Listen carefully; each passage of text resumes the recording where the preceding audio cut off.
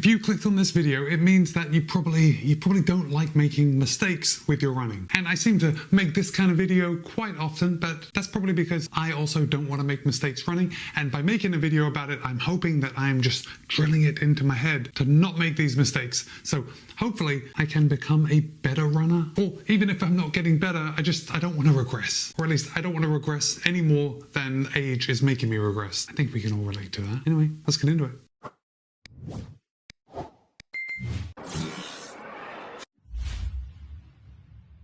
Okay, thanks for sitting through the intro. Now, I came across an article. Now, I found this article on Fleet Feet. So the article, if you click on it, and by the way, I will place a link in the show notes below in case you want to click on it, but the article is very like Fleet Feet promotional. And I'm going to brush over that stuff and just talk about the information that's provided. And of course, as always, I want to hear from you. Like, these videos are nothing without your input. And of course, everyone that writes in the comments or everyone that clicks on the comments to read the comments, we all want to know what mistakes you have made. Because hopefully, by you letting us know what mistakes you've made, hopefully we can all avoid them. So thank you in advance. So the article is titled 8 Common Running Mistakes to Avoid. Pretty simple, right? Like, there's no subtext in that. And the first mistake that we want to avoid is actually a really good one, right? I know these articles, they put out mostly fluff, and then I come in and I talk about it and I fluff them up a little more. But this first one is actually really legit and it's worth paying attention to. The first mistake that I want you to avoid is trying to progress too quickly. And here's how I look at it. I think maybe if you are a new runner, and by a new runner, I'm thinking like maybe in the first couple years of your running journey, I think maybe you are more likely to still want to progress really quickly. And perhaps if you've been running for more than 3 years, maybe you have actually discovered firsthand that this doesn't actually work and you'll probably end up hurting yourself. But here's the thing, because new runners, when they first get started, the progression is really quick. I mean, if you are starting from scratch, your aerobic capacity is just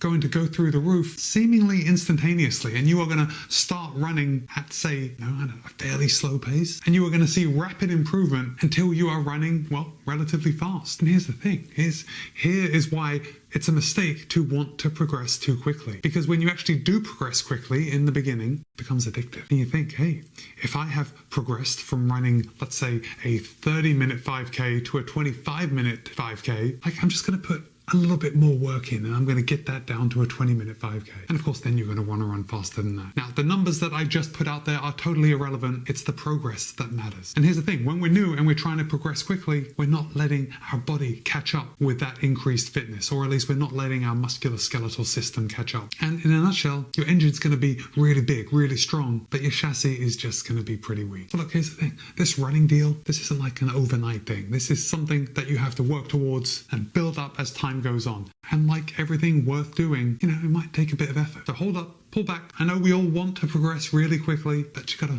pull back just a little bit so you can keep progressing at a solid rate, right? You don't want to increase really quickly and then have to stop and then you're back to square one because you've hurt yourself. Number 2, the second mistake that runners make is pursuing goals that they really don't care about. And look, I think this is actually a remarkably common thing, especially if we've been running for a while, because we really should, at least every once in a while, we should be asking ourselves, do I actually want to do this? Does it excite me? Or does it seem like something that you just should do? And look, this is a tricky thing. This is a tricky thing because we are in the running community. You've probably got running friends. Like, you're watching this video right now about running and you may think, well, Matt always talks about marathons. Maybe I should be running a marathon. And that is 100% not true. You have to pick a distance, or let's say an activity that is right for you, something that excites you, something that makes you actually want to get up and do it.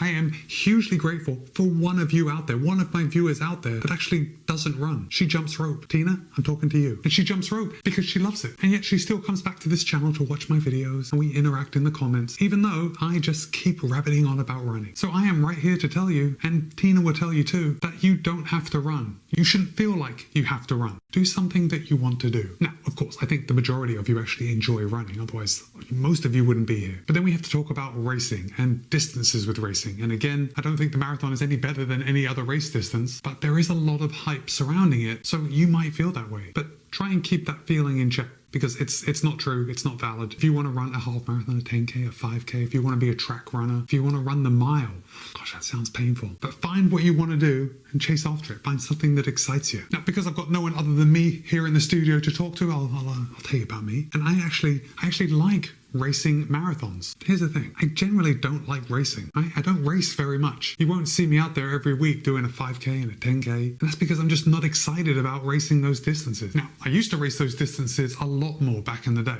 but luckily I have found that I don't have to do something just because maybe I feel like I should. Right? For me, I get a lot of joy out of running just by training, just by going out daily and knocking out the miles. And then of course I like to create videos around the races that I do, so that is also influencing my decision to run marathons, because even though I have made like a 10-minute video about a 5K, it's just not as easy. The storyline of start, middle and end of a marathon is like a lot more entertaining because our bodies go through so much during that time frame of a marathon. Anyway, I'm rabbiting on. Let's move right on to number 3. However, number 3 is a bit of a plug for Fleet Feet, but it doesn't actually mean that it's not true. Anyway, number 3, or at least the third mistake that runners often make, is running in the wrong shoes or shoes that are too worn out. And look, I can't measure your feet. Like if you're running in shoes that don't feel good, maybe change them. There are a lot of shoes out there. I have a lot of shoe reviews. However, with that said, if you are getting all your shoe advice from shoe reviewers online, I gotta tell you that just because I like a shoe or I tell you the specs of a shoe doesn't mean that it's going to work for you. Like if it works for me, it doesn't mean it's going to work for you. So take everything you see online with a grain of salt. But with that said, the number one most important thing about running shoes, when you're going out and you're looking for a new shoe or there's a shoe that you want, there is one metric that will not steer you wrong, and that's comfort. Your shoe has to be comfortable. If you want to continue to wear it, just make it comfortable. Now, of course, there are degrees of comfort. Like that comfort operates on a continuum. And when you strap on a pair of race day shoes that they might be a little tighter than your daily trainer, maybe they're not as comfortable walking around, I guess you have to take that also with a grain of salt, because a race day shoe isn't going to be comfortable at other paces. But also a daily trainer is probably going to be a bit heavier than a race day shoe, probably not going to be just super comfortable at race pace because you're lugging that extra weight. So figure out what kind of shoe you want to buy and then go with comfort. And then as far as shoes being too worn out, like track your mileage on your shoes. And I understand that that is probably a pretty big task for some of you out there. I know if you've been running for a while, it's like second nature to track the mileage on your shoes. I think for normal people, that's probably not the case. But if you are only using your shoes for running, then it's easy to track the miles. If you're using one pair of shoes for like going to the shops and then maybe going to the gym and then going out for a run, it's going to be a lot more tricky to track the mileage on your shoe. So then pick another metric. Go by time. Like wear your shoes for, I don't know, 5 months, 6 months? I really don't know. But if your shoes start feeling like they don't have the same cushion that they did, my friends, it's too late. So I'm going to give you the very good and very unspecific that actually helps no one advice of don't let your shoes get too worn out. Anyway, let's move right on to number 4. And I talk about this all the time, but the fourth mistake that runners often make is ignoring pain. And again, this is something that's on a continuum, right? Pain is on a continuum because you might very well go for a run and then, you've got sore muscles. Is that pain? Well, technically, yes, it is pain. I mean, anything is pain. Like if I pinch my hand, yeah, that's painful. But is that going to stop me from going for a run? Probably not. Although if I was looking for an excuse, I would probably use that. But this is another tricky thing that I'm really not going to be able to give you any concrete advice. Feels like I'm just talking to hear myself talk. But there is a difference in pain and you need to know the difference. And when you feel that pain, that is just not normal. And I'm saying that because being sore after a run, that might be normal, especially if you're just getting started. Or you go for a workout. Like as I'm filming this video, my legs are feeling pretty heavy. I wouldn't call it pain, but they're feeling pretty heavy. And when I get up from this chair, I'm going to be a little sore walking around. That's because I did a tempo workout this morning. Okay, that's normal. But if you start having feelings of pain that you haven't felt before, pain that makes you do anything differently. So does it change your running gait? Does it hurt when you take a step? That's pain that you need to pay attention to and ultimately stop running. Stop running until that pain kind of fixes itself, either by getting diagnosed or just, waiting a bit, or paying a visit to Dr. Google. But whatever pain you're having and you go to Dr. Google, it's probably going to tell you you're dying. So again, probably best to go see a real doctor. But anyway, us runners, it's a pretty common thing. We love to ignore pain, or we love to justify away our pain. And again, I've done it more times than I could possibly ever tell you, but I'm telling you to not do it. It'll be worth it if you stop running at the first feeling of pain, because it's not going to sideline an entire season. The fifth mistake that runners get,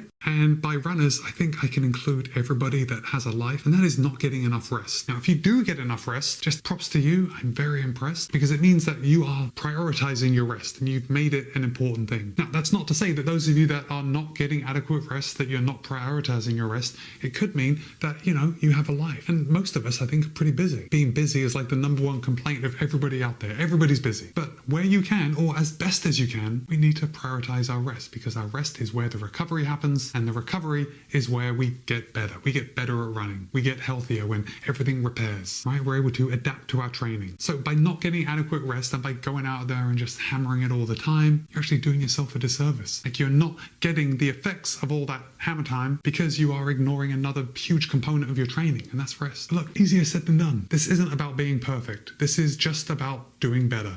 And we can do better in just incremental bits. Like, we already know that our whole running career is, once you get to a certain point, it's all about incremental gains. That's the same thing with rest. If you do one thing better, then you are a winner. The sixth mistake that runners often make is skipping warm-ups and strength training. Now, okay, again, I've got to talk about me, but I've gotten a lot better over the last, 3 years with warming up. I actually do some kind of warm-up every time now before I go out for my run. Now, I don't want you to think that I'm some kind of like world-class warmer-upper. I'm certainly not. And if I spend more than 5 minutes doing it, it's, well, you know what, to be totally honest, I never spend 5 minutes doing it. It's usually very quick. But the point is, I do something. I'll try and do some squats. I'll try and do some lunges. I'll definitely do some leg swings. And I got to tell you that even when I do my very mediocre, small, short warm-up, it makes me feel better on the run. Like, it makes me feel better sooner on the run. Now, if you ask anyone that actually, officially knows something, so a coach, a PT, like, they are going to tell you to warm up, right? These are the people that we need to be listening to. And they will tell you that it's better for you to spend more time warming up and take that time away from your run. Like, if you are that pressed for time, take 10 minutes before your run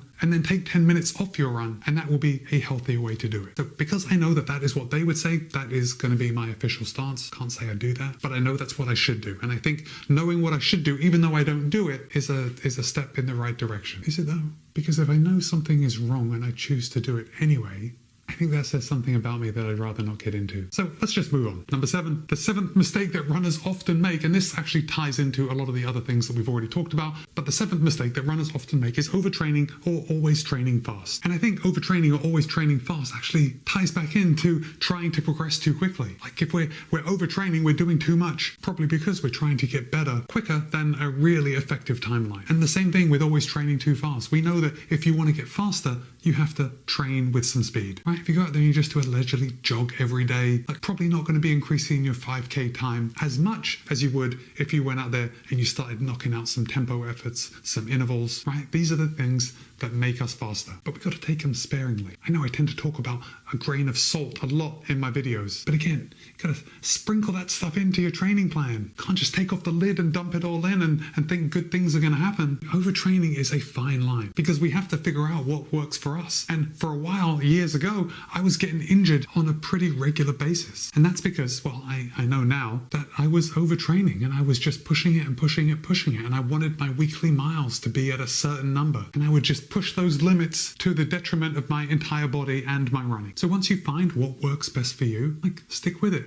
You can test the waters by maybe upping your volume a bit more, maybe doing a longer speed work. But again, incremental gains. We have to find these things out slowly so we don't do too much too soon and we end up hurt and then not running at all. Remember the terrible twos. Too much, too soon, too fast. These are the things that will get you hurt every time. Too much falls into overtraining. Too soon, like coming back from an injury, you do too much too soon. And too fast, well, it speaks for itself. You can't do too much speed work. Now, you can do too little speed work, but doing too little speed work isn't going to have the same disastrous effects that doing too much speed work will. Okay, the 8th mistake that runners often make is, and this is what the article says, is ignoring holistic nutrition. And look, I'm not a nutritionist. I try and eat healthy, but at the same time, I do eat chocolate and ice cream every single day of the year. So perhaps I'm not the best one to offer any advice, but I still try and eat healthy. And look, figuring out how to balance your health and your performance, it is a balancing act, right? We have to figure it out. And we also have to live life. Also, if you've been running for a while, this is not going to come as a surprise to you. Perhaps if you are a new runner, this may be a surprise, but eating disorders and runners kind of go hand in hand. And again, I have definitely had stages in my running life when I had disordered eating. And I did think to myself, well, you know what, if I want to run faster, I need to be lighter. And so I would withhold calories in order to get just a little bit lighter, hoping that I would then run faster. And you know what happened? I kept getting injured. Actually, that was about the same time when I was really trying to push the volume, and I was trying to eat less so I could lose weight. Look, it's not a good place to be. But unfortunately, it is part and parcel with running, because running is a sport that does emphasize size and weight. You know, we see the size of the best runners in the world, and me at 6'7", I would say it's highly unlikely that I am ever going to be able to shrink my height down to 5'5" and weigh 110 pounds. So why bother? And look, we've all got our own bodies, so we have to do what works best for us. Just remember, you have to fuel your body if you want to be a runner. That's the number one thing. I mean, there's a lot of number one things, but that's really a number one thing. So guys, now I want to hear from you. I want you to comment on anything you like about these mistakes that I have mentioned in this video. And if you have made it to this point in the video, this has nothing to do with anything, but I want you to put the mallard in the comments so I know that you made it till this point in the video. And with that, it's Matt B. This has been